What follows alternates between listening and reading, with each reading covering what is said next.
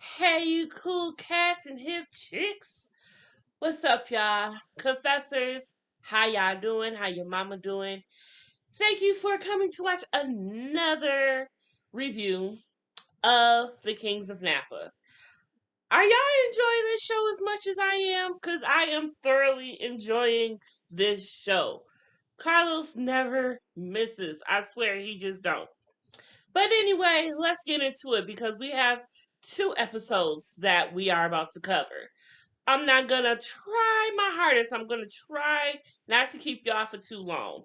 So I got my notes, so we're gonna do this no wise. So please be patient with me, but we're gonna get through it because this is going on. It's a lot going on in this show, a whole type of a lot, and I want to get through as much as I can and not miss anything. So, without further ado, let's get into it. Okay. So, the second episode. The episode starts with it's 3 weeks after the funeral, and August leads a meeting with all the siblings and Mama Vanessa, and it went pretty smooth.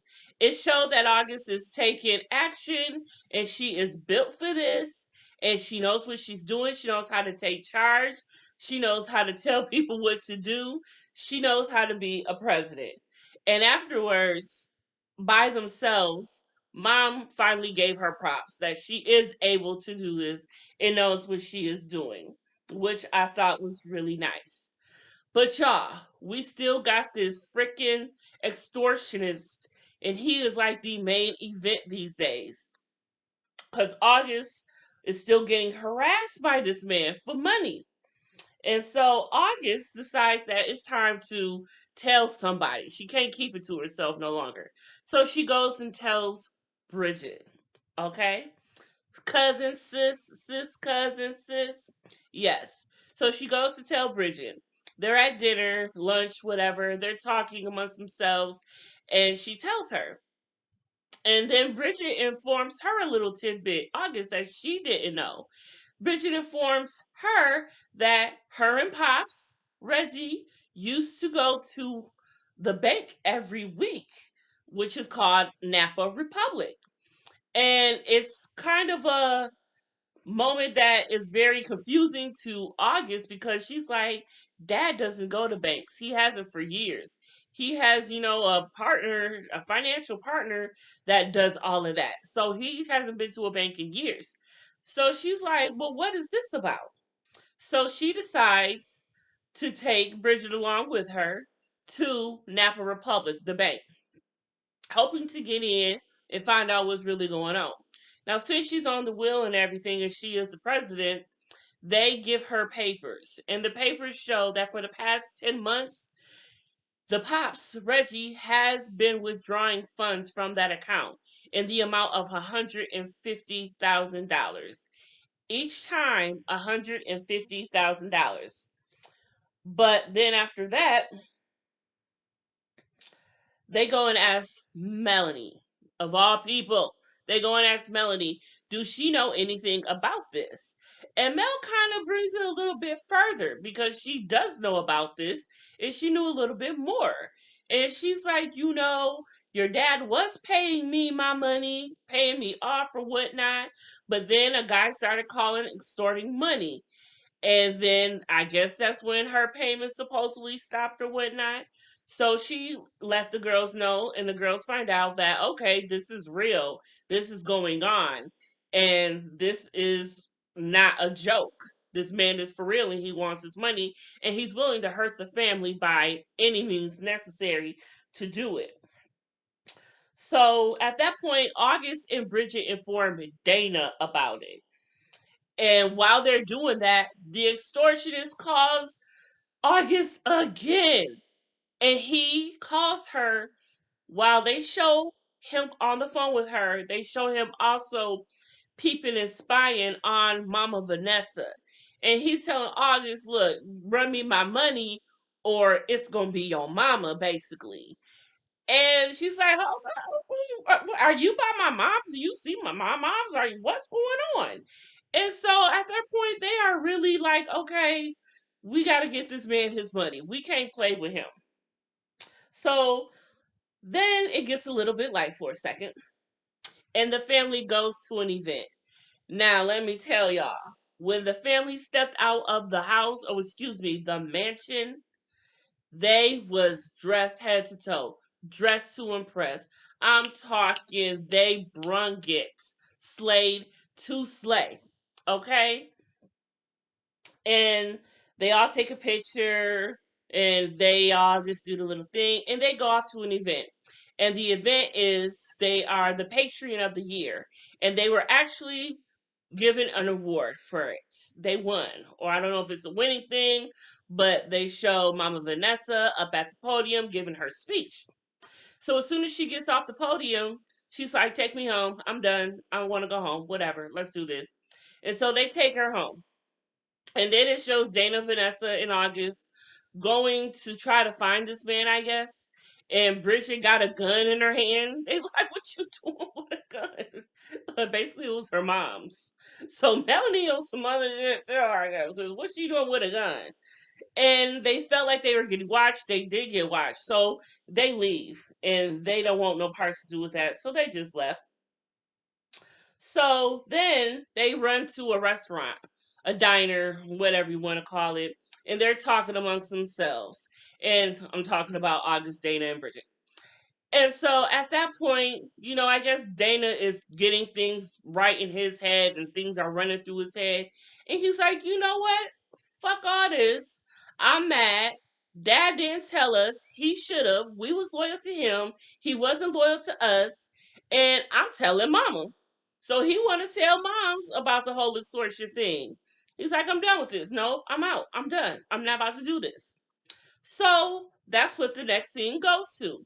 It shows Dana runs into mom and he is ready to tell her. But Rose, the beautiful wife, she's like, "Come on, Dana, tell her." She's trying to push him to tell her. And then Vanessa's like, "What? Tell me what? What you got to say?" And so at that time, August comes into the room. And then Dana gets a little bit on pause and he gets a little bit of a cold feet.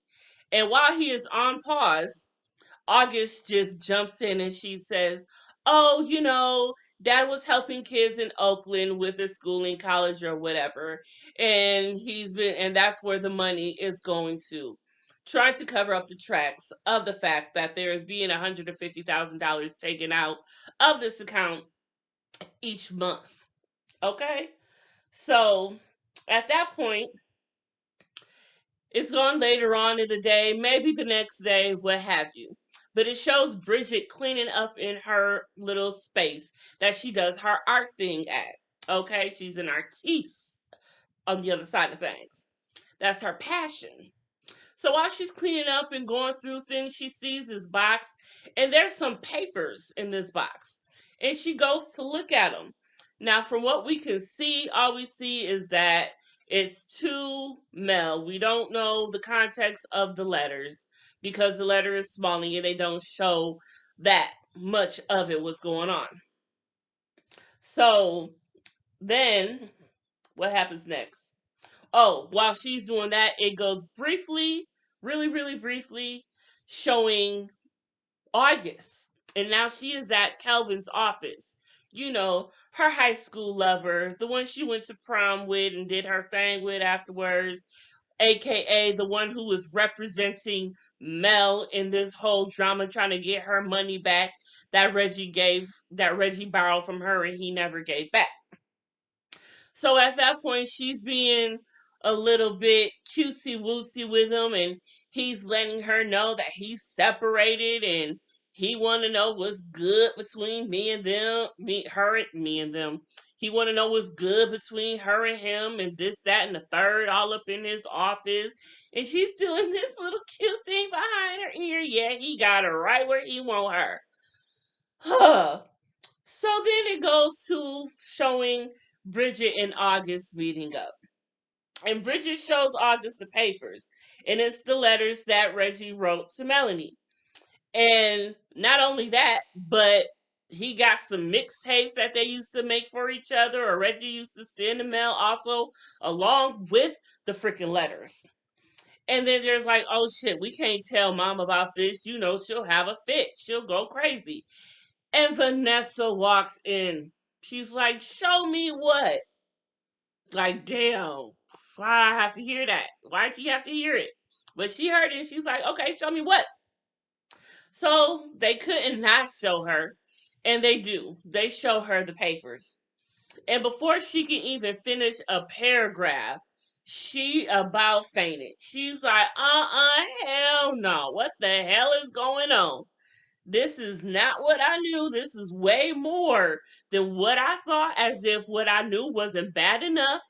And so she goes, leaves, walks, runs, stomps out, and she goes and grabs her a shot. She gets that shot and she goes into this area where people are visiting the vineyard, which happens to be a group of classy melanated queens who come there once a year. And she just goes up to them and solicits her advice to them, basically saying, don't change your ways or stop your flow for no man, because my man did whoop de whoop nigga what. And she goes and tells all of the family business, how her husband had another baby by another woman who happens to be her daggone sister. And she just left August and Dana just looking like Dumbo. Like, did she really just do that? And she just left, leaving the women who are visiting the vineyard like, what was that? I didn't need that in my life, but you gave it to me. And I was stunned too. Like, she has had it together mostly this whole time. Now she has had a bottle or a drink in her hand ever since the funeral. So Vanessa been taking them back. She's been really fuzzy in the head. So whatever she does, blame it on the alcohol, please. So, child, that was so freaking messy. So now August goes to Bridget to let her know Bridget cannot come back to work at this vineyard. And that's all the hopes Bridget has had. Bridget has been wanting to go back to this vineyard ever since she got fired. This is all she basically knows besides her painting. This is how she gets her coin. You know, this is her legacy too. So she is mad, and it leaves her and August at odds. She's pissed, and rightfully so, because this isn't her fault. She didn't ask for this. So that was basically the end of episode 2. And it was pretty good. But let's get right on into episode 3, shall we all? Yes, we can, because episode 3 starts off, we've got 2 new characters that come into place. It starts off first with Grace. Now, Grace used to work for the family in the vineyard, I guess, a while back. And August is begging and pleading for her to let her hire her back to help her make the next best wine, the dessert wine that she was campaigning about ever since episode 1. So, with all this baby, please, Grace allows herself to say yes. And she says that, okay, I'll make this wine for you. The catch is, August wants her to make this wine in 6 months. She has got a deadline. So Grace takes on the adventure any daggone way. But Grace isn't expensive. Grace ain't cheap. And Dana finds that out when she gives them a list of what she will need. And Dana's like, hell no, we can't afford this. And an extortionist, you got me messed up. So Dana decides that he's going to do a little bit something behind her back. But before we get to that, newcomer Quincy comes in. Now, Quincy is a frat brother of Dana's, I guess from school, college, whatever. And they hire him to find out what is going on, who is the extortionist. And they decide to let him start inside the home, talking to people and see what stories he can get, what information he can get to find out who the extortionist is. So the next scene shows Kelvin. He comes over to see August. August is doing her little yoga thing with her friend. beautiful, gorgeous woman, by the way. I can't remember what her name was, but beautiful, gorgeous woman who's playing a doctor. I don't know if that's going to be important down the line or not, but I'm going to give you that tidbit. So she leaves her August and Kelvin to talk amongst themselves, whatever. And Calvin lets her know, like, look, let me take you out on a date. He comes to talk about business, but he ends with the pleasure of getting August to say yes, she'll go out on a date with him. And then he gives this thing, we have to trust each other and this, that, and the third if we're gonna open up this door again and whoop de whoop and all of that jazz. And you know what? When he said that, I did not trust Calvin. I don't trust Calvin. I don't he's beautiful to look at, don't get me wrong. But I don't trust him. I really don't. And you know what? You know who else I don't trust? I don't trust Rose, Dana's wife. Because, throughout these episodes, pushing Dana to try to tell Mama about the extortion, she's really putting in a little bit of work here. And I'm not trying to, blow up the spot, but I don't know what her angle is. And I don't like her. I don't like her, but I don't trust her. I don't know what she's doing. I really, really don't. So, anyways, and you know what? Back to Calvin, he got an excuse for everything. He is a smooth talker, and yes, he do still got that swag, like he had told her. I still got that swag, and he do, and he's swagging her. But anyway, so at this point, like I said, Dana is not feeling Grace in this and how she's trying to put a dent in the pockets. So Dana goes and hires his own winemaker behind August's back.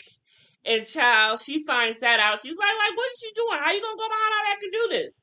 And he's like, okay, well, don't worry about it. Let's have a wine tasting and we can do a vote. You get Grace to do her thing. I'll get my winemaker to do his thing, and the family can vote on the best wine, and the best wine will win. And that's the wine we're gonna go with. So now there is now a war of the wines between Dana and August. This little thing that they have going on with each other with this competitiveness is really, really deep. So then it goes to Vanessa. She's trying to get into Reggie's computer, but she can't remember his password. So she goes to Mel's place to try to get on her computer. Since Melanie knows so much, she must be able to have some information in her computer that she can find out. So she can find out what's going on for real, for real. She want to get down to the nits and the grits, the meats and the potatoes. So while she is at Mel's house in Mel's room, she is able to get into Mel's computer. But as soon as she does it, Mel comes home. And she comes home with Yvette, the other auntie, Reggie's sister. Now remember first episode, when Vanessa and Yvette had their little, exchange or whatnot, Yvette told Vanessa, I didn't know about this, but I'm just trying to be pacemaker between her and all of this stuff. She ain't really trying to get into it. She was just trying to save face because she comes rolling in with Yvette and they start dogging Vanessa and basically about the whole entire family. And Vanessa hides in the closet when she hears them coming to the room. So she's in the closet and she hears all of this. And hearing she's hearing Mel say that she how does it go? Let me backtrack. Yvette starts going in talking about how she doesn't want Vanessa to have a meltdown and she's around when it happens. And rightfully so, because she is on that bottle real good. But then Melanie goes to say something along the lines of, yeah, and she basically Mel tells it all that she conceived Bridget. Bridget was conceived at Yvette's house. And that lets Vanessa know that Yvette knew this whole time that not only was Reggie and Melanie together or doing their thing, but that goes to show that she knew the whole time that Bridget was his daggone daughter. But that's her brother. So of course she did. So you can't really be mad at her. But damn, Vanessa. So now August and Dana are now campaigning throughout the House. Before anybody even tastes the wine, they trying to get their votes for the wine. And it kind of reminded me of Big Brother. You know, when whoever's on the block is campaigning to the housemates to vote for them to stay and all this other stuff, which was really funny because later on in this episode, they do refer to what they're going through as Big Brother, which was so funny. So me and Carlos think alike, or maybe it's the writers that think alike. I don't know. But I was with them. Okay. So while they're doing that, they realize, what happens if it's a tie? And so they find out that if it is a tie, Bridget is the tiebreaker. Yes, Reggie put her in that position to break the tie if a tie is needed to be broken. So they race basically to Bridget's place to go talk to her. And they tell her what's going on. And she's like, the audacity of both of y'all basically for coming here wanting me to give y'all a vote. And I can't even have my job back. And y'all kicked me out the freaking vineyard, basically the family. And so she's like, you know what? I'm going to vote what's best for me. But y'all can go. Kick them out. Get out. Y'all gone kick rocks. So yeah. And that was really funny. So then this scene right here, this next scene had me, y'all. I mean, had me. So you got Vanessa sitting at the table, beautiful spread dinner going on, whatever. And I guess she has told Yvette, that it's a family dinner, come to dinner, whatever, what have you. So when Yvette gets down there, it's just Mel. Yvette sits right across from Mel, like she's probably waiting for the rest of the family to show up. But then she realized, oh, it's just me and you, isn't it? What's this about? So Vanessa's like, you know what?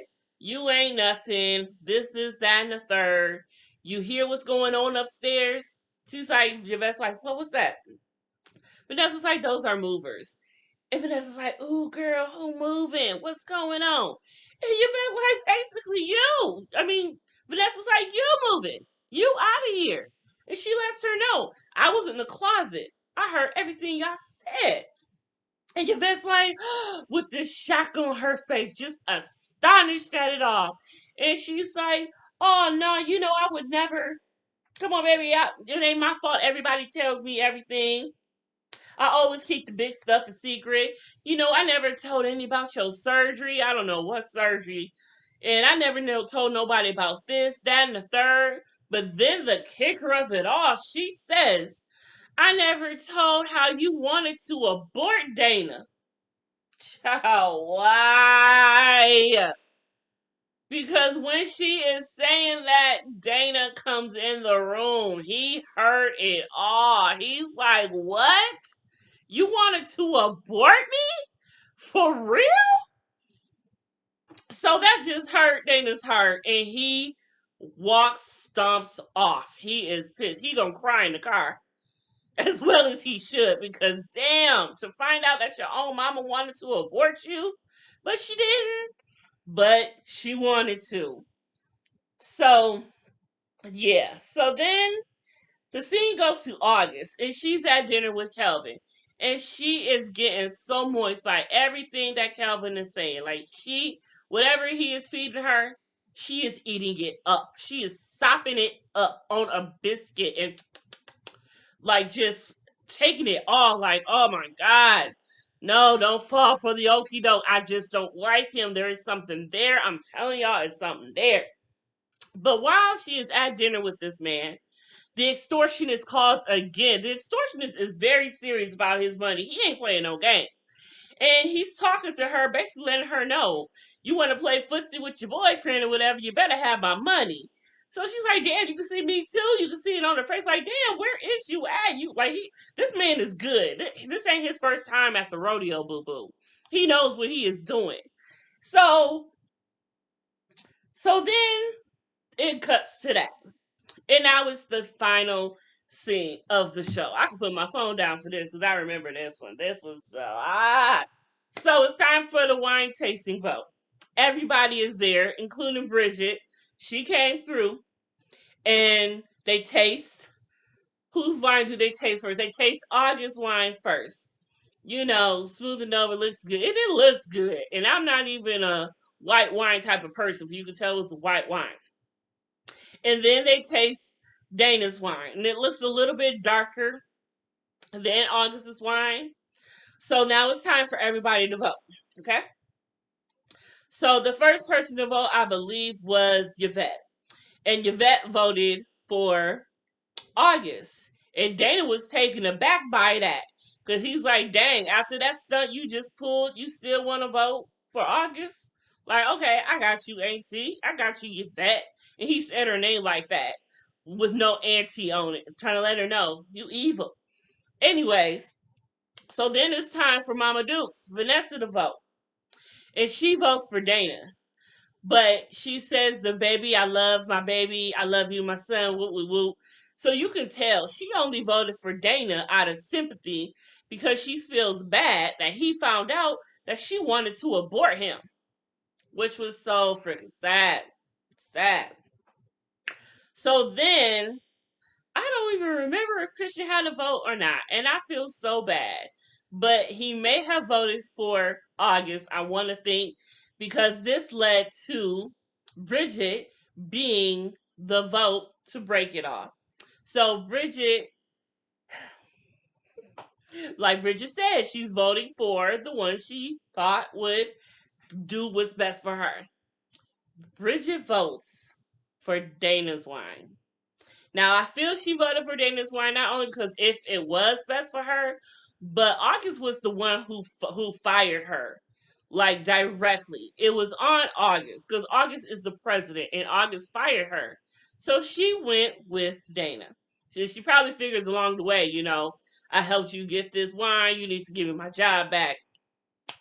So at that point, Grace, Miss Expensive Winemaker, she's like, well, hey, what about Rose? Doesn't she get a vote? Now, before I tell you her vote, let me jump back just a little bit to a scene I did not explain. And that was a scene between Rose and Bridget. Rose goes and has wine and drinks with Bridget, and they're talking amongst themselves. And Rose lets Bridget know, when I first met Dana, whatever, I was writing my own book. It was a novel slash half memoir, and I had lost my voice once I got with him, married him, and became a king into his family. And, Bridget's like, your voice is all that you have, and trying to give her encouragement, do your thing, girl, speak up, be a woman. So back to the test, back to the vote. And I said I didn't like Rose. There was something about her. And so it's time for her to vote. She does get a vote. Everyone assumes she's going to vote with Dana. That's her husband. Why wouldn't she vote with her husband? Duh. But oh, contraire mon frere. No, no, no, no. Rose done found her voice. Yes, she did. She voted for August. She voted against her husband in front of the family. Yes, she did. And everyone is like, clutch my pearls, because I know I clutched mine. And I wasn't even wearing them, honey. I wasn't even wearing mine. And yes, she did. Dana, like the look on his face, like he just saw a ghost and was mad about it. Like, what? My own wife? How is my wife gonna go against me? I expect this from my family, but my wife? Like, damn, really? So, what any man with a big ego does, he must belittle the wife, the woman who has hurt his ego, bruised his ego. And he goes to say, you know what? You this is that and the third. You wasn't nothing. I made you a king. You a king because of me. Basically just getting swole up in the chest. I'm like, no, he didn't. Yes, he did. But he couldn't take it much more. And once again, for the second time in the episode, he stomps off, pissed off, just mad. Rightfully so. These hoes ain't loyal, y'all. These hoes is not loyal. I told y'all. So then it's at the end of the episode, and it shows Dana sitting at the table, drinking on some wine, wallowing in his sorrows. And Quincy comes along, his frat boy, who's finding all the information out, playing with his yo-yo, being all cool and nonchalant. But Dana's like, you know what? I'm mad at this, whatever. So he gives Quincy a little project on the side. And he tells him, I want you to find out any and every single thing of dirt you could find on August. Because I'm about to take this woman down. And that's how episode 3 ended. So now it is really war between Dana and August. It is not stopping. It is only going and climbing to the max. Now, y'all, I am loving this show. Like I said, this show is the bomb. I am loving it. Carlos, once again, you did your thing, baby. As always. So I hope y'all enjoyed it. I hope y'all is enjoying the show. I will be back with another review next week. Hopefully, I'm gonna try not to make you wait 2 weeks if you are enjoying this. And if you are enjoying this, please like this video if you haven't already. And if you haven't already and you already haven't, please subscribe to this channel.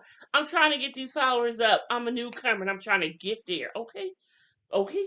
And you already know, to become a true confessor, an MVP confessor, just go to Instagram and follow me on Instagram at Confessions of a Reality Queen. And if you want to be the bomb, you can also follow me on Facebook. Again, I hope y'all enjoyed. Y'all stay lovely. Y'all stay blessed. And I'll see y'all next time, next video.